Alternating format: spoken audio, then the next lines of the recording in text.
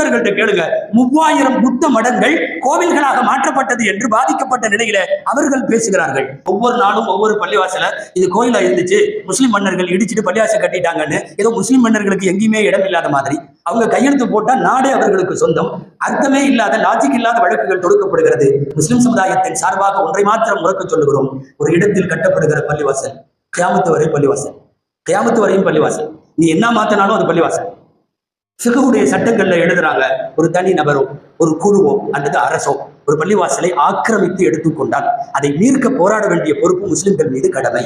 இஆதத்துல் மசாஜித் இலல் முஸ்லிமீன் வாஜிப், கண்டிப்பாக அது கடமை.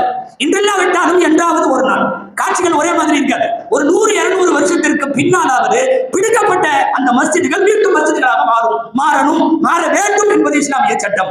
ஆக்கிரமித்து ஒரு பள்ளிவாசலை விட்டுக் கொடுப்பதற்கு முஸ்லிம்களுடைய சொந்த வீடு அல்ல, அது அல்லாஹ்வுடைய ஆலயம்.